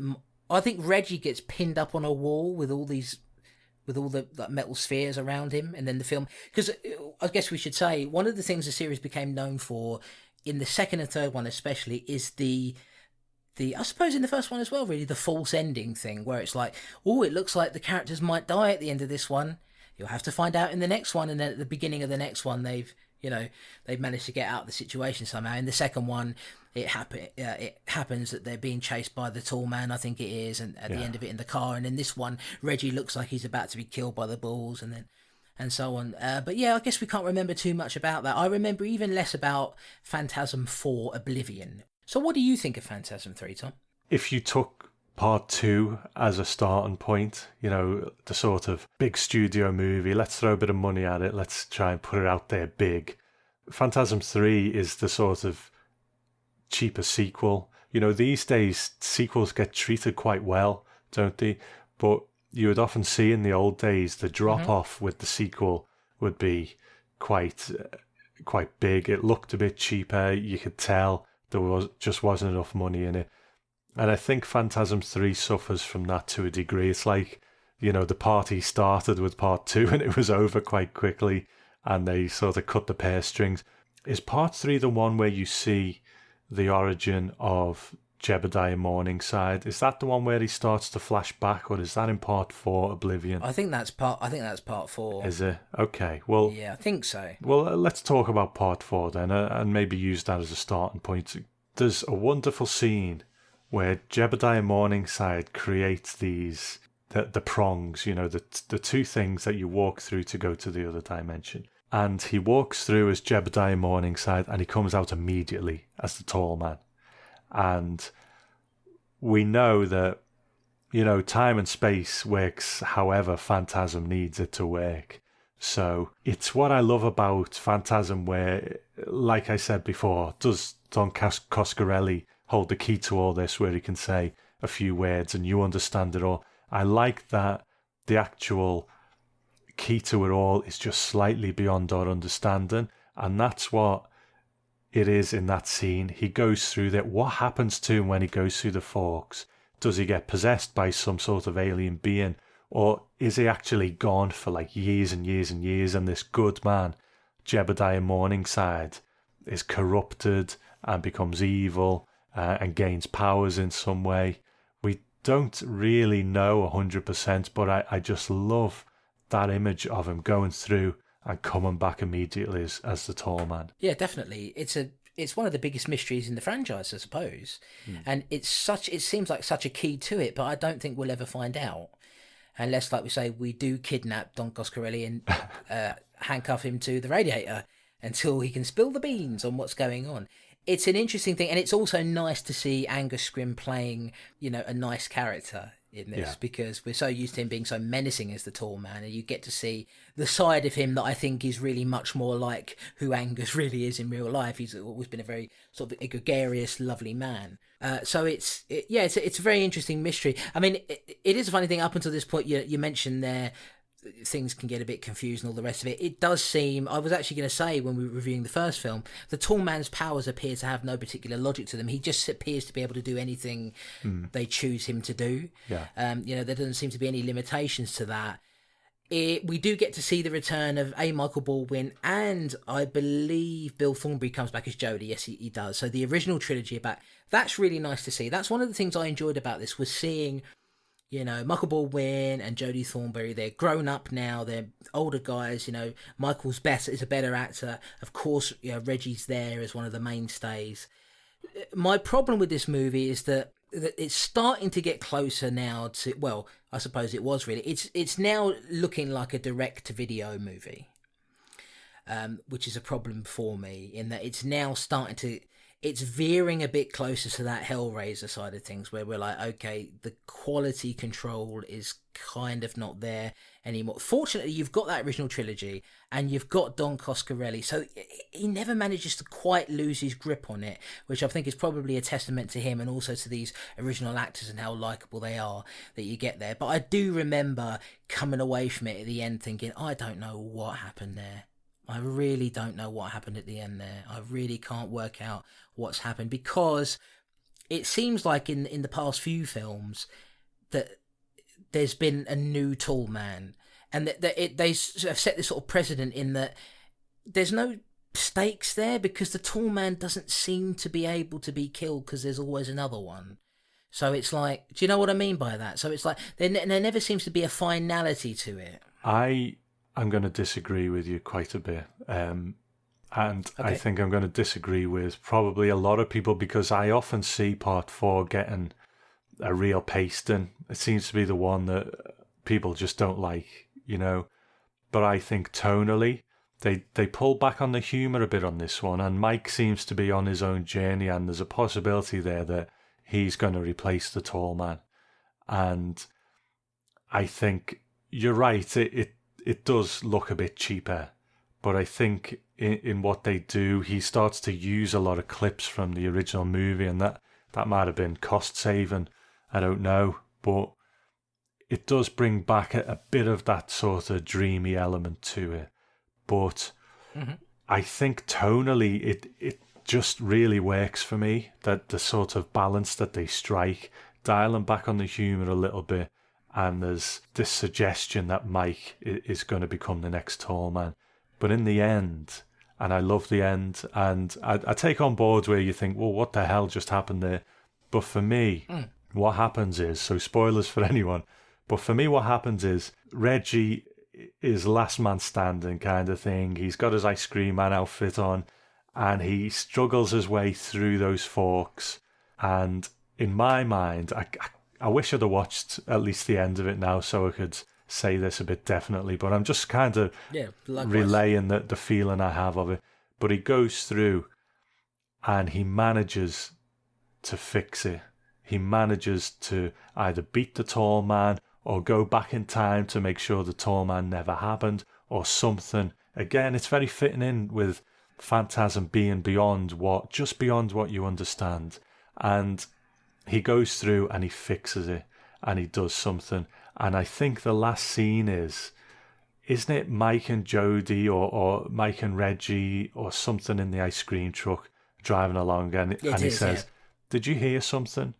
And it's almost like an echo of the past, that Reggie has now changed, because whatever he managed to do, he managed to do it. And we don't actually see it, and I don't mind that, because what really could they do on screen that is going to be a fitting end to this, where Reggie beats the tall man or Mike beats the tall man? Because it's always going to come down to, sticking hydrochloric acid in them or shooting them with this or what have you. So doing it in this very sort of mythic way where he goes through and he fixes it, and we don't actually see how he does it, but we know he does it, and he's probably paid the ultimate sacrifice, but it doesn't matter because he manages to it, and everything goes back to how it should have been. And they're driving along in the ice cream truck. What was that noise? And then, it was the perfect ending for it for me. And in a way, I'm sorry that it's not actually the ending now. All right. Just listeners, just come in close to me for a second. Tom doesn't like James Cameron's Aliens, right? But he likes the ending of this, and he likes The Child, and he also likes that film Pigs with the pigs in it. So just everything you've heard is probably rubbish. So don't worry about it. No, you're right, Tom. That's a very good explanation, and the audience and myself thank you for it. But it obviously didn't work for you, though. So no, I'm only joking. I don't mean to patronise you at all. No, I really enjoyed your take on it and your explanation of it. I have to say, I think 4 is probably the only one I've seen once, apart from Ravager. And I remember being quite confused by it. It's funny you mentioned that milk cart scene, the milk van scene, because I believe that is actually footage from the original film that they didn't use. So that is quite a clever way of sort of tying that together. I do agree with that. I would have to go back and see it again to reappraise it. I don't think it's fair of me to say this was rubbish, and I'm certainly not saying that. I just remember it being the worst of the original films, and I remember feeling like I was getting diminishing returns as I went along after the second one. But certainly, I mean, your explanation of it, you made it quite emotive, really. And I like things like that. So I owe it to you, I suppose, more than anybody else, to when I get the box set in, the new Blu-ray box set, to watch that again and then perhaps give you my thoughts on it. Certainly, what you've said there is a better ending than what we're gonna get when we move to the 5th and final film, apparently, in the Phantasm franchise. Now, this is Phantasm Ravager, which I guess was in production from somewhere around 2011, 2012, maybe even 2010. We've been hearing news about it, that there was a possibility of it happening for years and years and years. Now, of course, it's been a long time since Oblivion came out. I think they came out in the 90s, the early 90s, maybe the mid 90s, somewhere around there. So it's been a long, long time since a Phantasm film. The first and only Phantasm film not directed by Don Coscarelli. They gave it to a guy named David Hartman. I don't know if he's done anything else. He probably shouldn't after this. But they co-written by they wrote it together, the two of them, David Hartman and Don Coscarelli. And it brings back the original trilogy, first of all. So again, you've got Reggie Bannister, you've got A. Michael Baldwin, you've got Bill Thornbury in there. Bill Thornbury's only in it for a very short time. Now, you saw this, I think, a while back, Tom. I saw this for the first time again last night. You don't know how I feel about it. I want your thoughts, first of all, on Phantasm Ravager, which looks like it was shot on an iPhone. It breaks my heart. It really does. It breaks my heart. You know, I think it's a case of fandom and me as part of it are always asking for give us more, give us more, give us more. And sometimes, you know, how else was it going to be? No one was going to put the money up for a Phantasm film with a lot of money to it. It's the world has just moved on. So they done it on the cheap, and this is what we got. And, you know, the end of the fourth movie, like I said, I do love it, and it does sort of beautifully bring things to a close. So to then have this, it broke my heart, to be honest. It was just, oh man, it was just a painful experience and such a sad experience, because there are moments in it where, you know, Reggie's lying in bed and he doesn't know whether he's got dementia or this, that, and the other, what's real anymore. In those moments, I can appreciate Reggie, but that's because I love Reggie. You know, it's not because of this is a good film. And then you've got, you know, the CGI head on the tall man, or, you know, Payson Angus Scrimm's head on a CGI tall man's body. And I get it. He was really old at this point, and sadly he wouldn't live much longer. I really don't like it. And I will watch it again to see whether I can sort of tap into anything of it. But the problem is, I really hate that sort of digital look to things, you know, that... Yeah. We talked about The Child, and we neither of us really liked it, but it had a sort of depth to it, a feeling to it, a grit to it. And this kind of digital filming that they use for this, the cheap kind, just is so soulless. And I suppose it's interesting because in the first one, there was this aspect of what's real. And now we look at it from the other side with Reggie, whereas like, well, what of the past was real? Was it all just a dementia dream for Reggie, and the tall man is actually this patient in bed next to him? You know, so it has a certain duality with the first one, with how Mike was. But, you know, that's me just trying to take any goodness that I can from it, because it breaks my heart, and that's all I can say. Oh, Tom, come on, baby, come put your head on my bosom, and I will look after you, my dear boy. It's not very good, is it? I was expecting it to be irredeemably terrible, and I don't think it is.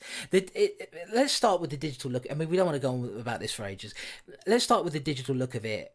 I understand why people want to use, you know, the digital film thing, cost cutting in many ways, but there is something about the look of film that is just better. And like you say, sometimes it's about a budget as well. You know, you can probably make a film on a really big budget, that all digital, that still looks really good, but there's something missing about it. There's a piece of its soul that's really missing there.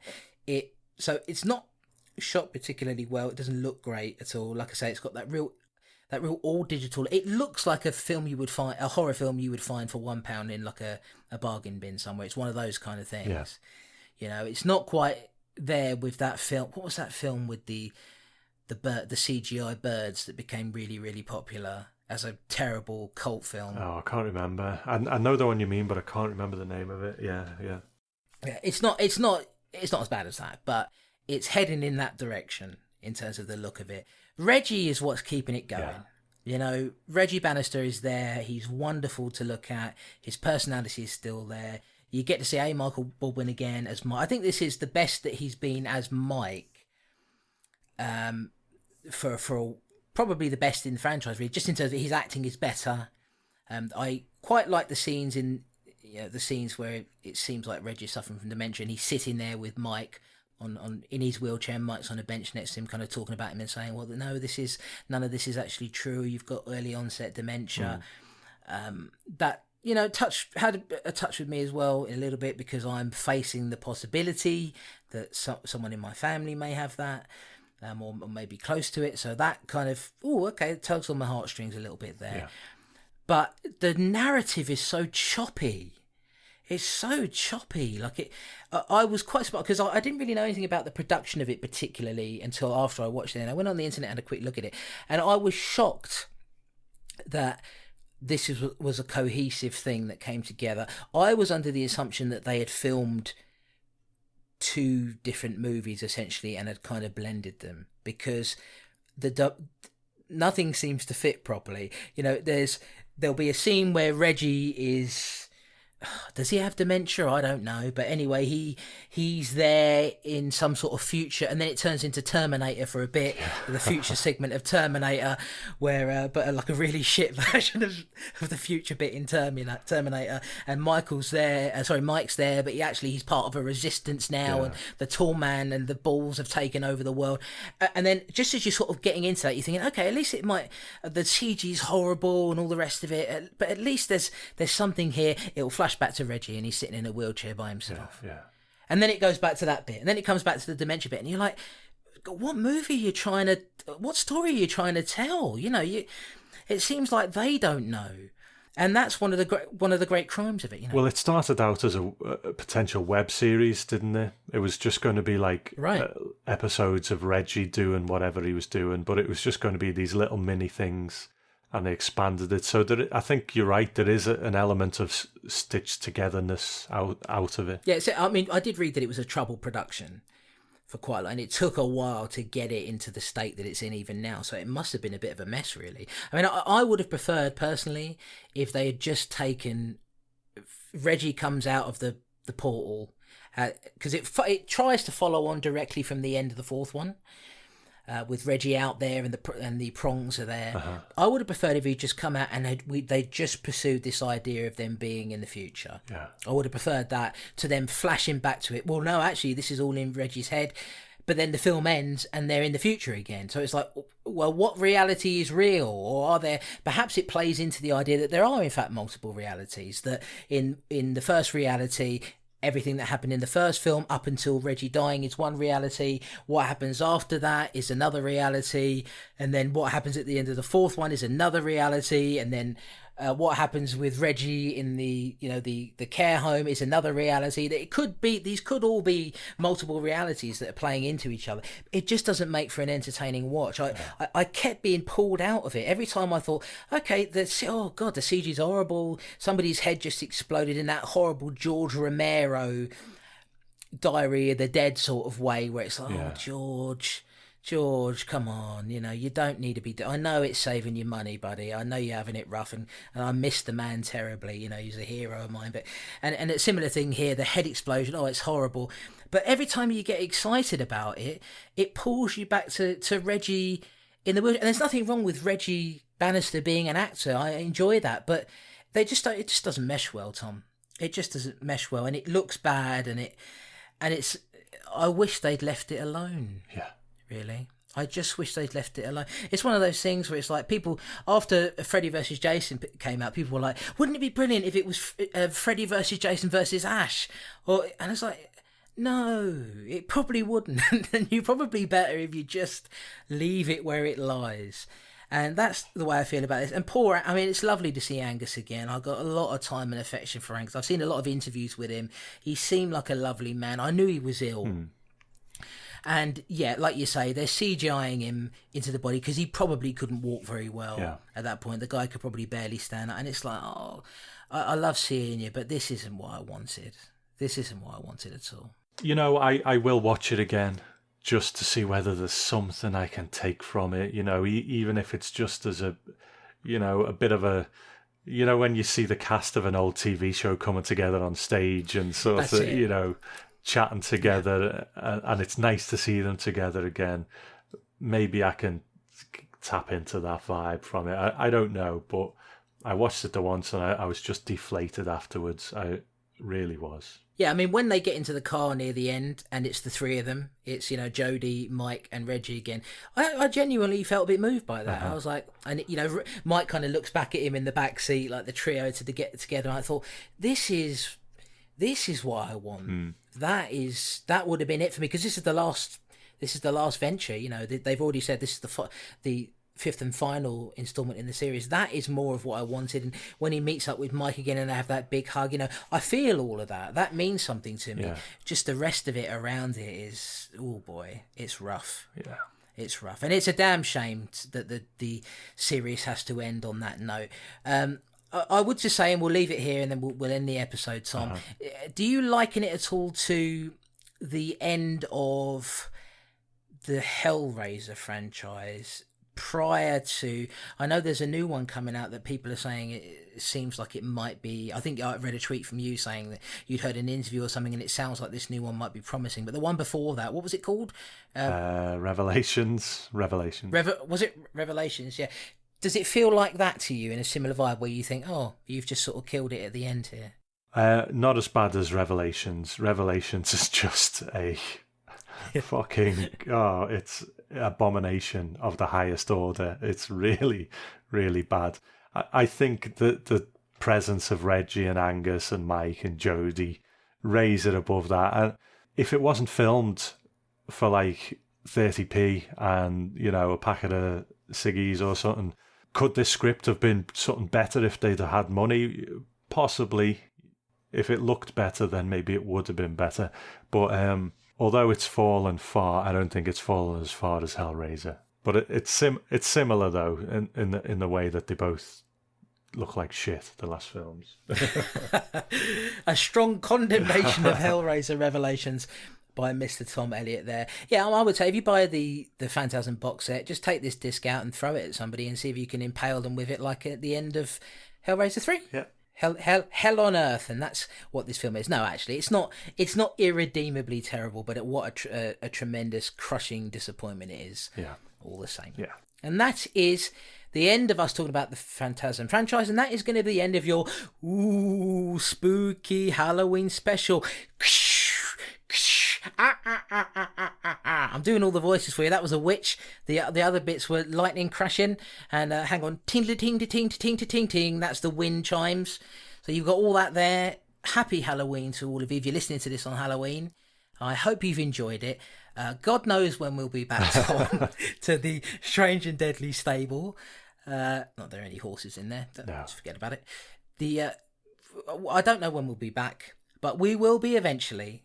We just wanted to give you this as a kind of Halloween special. To be honest with you, if we had any Christmas-themed horror movies and we hadn't already kind of done that on one of the older episodes, we might have come back for Christmas. But instead, we're going to shuffle off back to our PG family-friendly show, which is not that family. I should say, by the way, just it's not that family-friendly.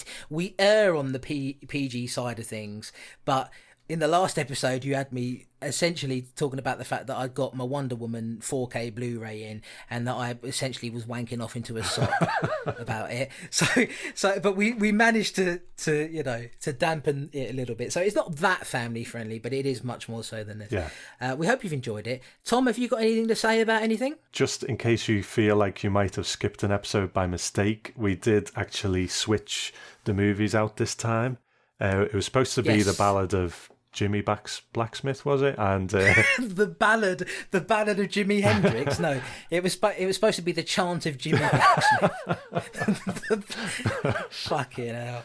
I don't know. There he goes. That's how much he cares about race relations, folks. And something about a samurai as well. And hey, now, come on, don't be cheeky. Yeah, it was going to be the chant of Jimmy Blacksmith, and it was going to be Shogun Assassin. Yeah, we were going to do, and it wasn't based on a specific theme. They were just two random films that didn't seem to fit anywhere else. And as most of you already know, I'm a huge fan of Shogun Assassin. I was looking forward to doing it, but We will do it again in the future. I don't even think if we do another episode of Strange and Deadly in the near future, it probably won't be that either. We might shift that off and do something else. I don't know, and stick with the horror theme. But yeah, we wanted to do something that fit the Halloween theme, didn't we? A little bit better.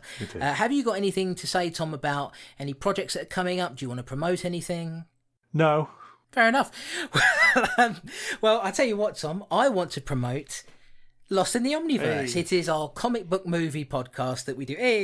It's our comic book movie podcast that we do every 3 weeks. We release an episode of it. We put 3 out already. We had a Patreon, which was a spectacular failure, but we're back in for the.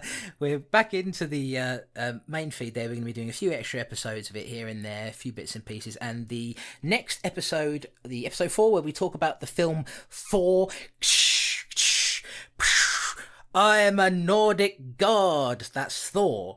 We're going to be doing Thor, and that's going to be released on the 5th of November as part of our new 3-week schedule. So please do listen out for that. If you haven't got any interest in superheroes, fuck off. Yes, but it's been good to come back and get grubby again with the Strange and Deadly show. I've enjoyed it, you know. You loved the child, mate. Unless you edit it to make it sound like you didn't. He loved it. But now he's going to edit this bit out, so it doesn't even matter, does it? Doesn't even matter what powers this man has. Help me. I'm trapped in a creative partnership that I can't stand. But no, I did enjoy it. I really did. I've been hard on you, Tom. I've been hard on you today, but it's only because I'm trying to get all my non-PG stuff out so that we can go on to the next episode. It has. It's been pent up. Now we can go back to Leto and I can be like, hello, Tom. How are you today, good sir? And all that other bollocks that I have to say on there. But thank you very much for listening. I've really enjoyed it. I had more fun talking about the child than I did watching it, I have to say. So that's good. And it's always a fun time with your good self, Tom. Strange and Deadly show will return in the future, and we will resume going through the Section 3 list and finishing that off, because there's not that many films to go, really. But at the moment, we're focused on Leto and trying to get that done. And I don't know, maybe around the time we finish the first phase of MCU, no promises, maybe we can carve out a little bit of time to do another episode of this. But we still love you. We still think of you. We still want you in all of our orifices, particularly Tom, because he's got them all greased up and ready for you. That's why he goes to CrossFit. Okay. I don't know what CrossFit is. Okay, as always, you can catch up with us on the Twitter feed, which we never tweet on anymore, and that is at Strange Deadly or Omniverse Pod for Lost in the Omniverse. And or come to the Facebook page, Strange and Deadly, or you can join our Lost in the Omniverse Facebook group if you do like the superhero films. And hopefully this won't be the last Strange and Deadly for too long, but yeah, a few episodes of Lost in the Omniverse first, and then we'll see where we are. We will indeed. So thank you very much for listening. I've been Chris Bucko Clayton. And I'm Tom, can't think of something funny, Elliot. And we'll see you later. Brilliant, Tom. Everybody loves your jokes. Oh, you bellend. Bye.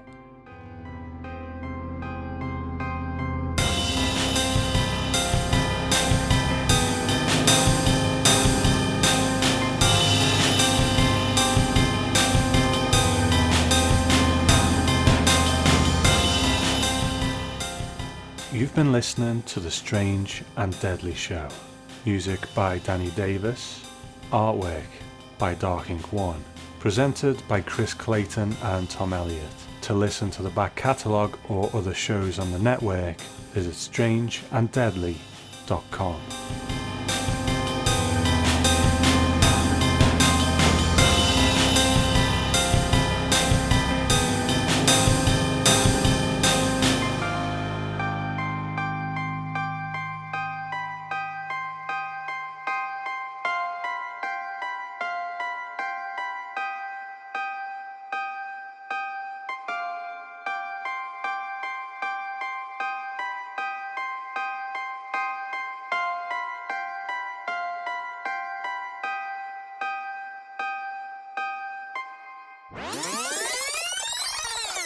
Eventually, Alicia Ann and Len realise it seems only Lan has the bravery. Lan? I've said Lan again. I mean, your setup is better than mine. I would imagine it'd look even better on yours. Yeah, I won't say yeah because that's yeah, it is. You get the good one. Yeah. Why don't you tell us, Tom, the main event? Here it comes. Ding, ding, ding, ding, ding. It's the boxing match. The main event. That was a bell, by the way. That was the noise there. Do you like my bell? My bell end. My bell ended. There it is. There's the old Chris we know. Hey, come on. Oh, no. I was about to sing a Gary Glitter song there. That's... Oh, boy. You don't want to do that. No. Tell us about Phantasm, Tom. Okay, well, in a sec, hold on. Oh, no. See, this is why we can't do the Strange and Deadly show anymore. Okay, hold on. Fuck's sake. This never happens in Lost in the Universe. Hold on. Oh, fuck. I told you, I'm off the... I'm not controlling myself because, if you don't like it, you can cut it out. Oh, no, it'll be fine. I'll cut this bit out, so I'll put it in bloopers. Yeah, you can leave the Gary Glitter bit in, I don't mind. It's just stupid. Alright, come on. I'll just make it worse for myself otherwise. I found out something quite cool about Gary Glitter. There's nothing cool about Gary Glitter, Tom. Please don't leave that in. God. No, I found out something cool about this related to Star Wars that I'll tell you about at the end of it, if I can remember it. Oh, I think I know it. Do you think I know Captain Phasma? I imagine you probably do. Yeah. Oh, fuck it then. All right, Phantasm, released in 1979.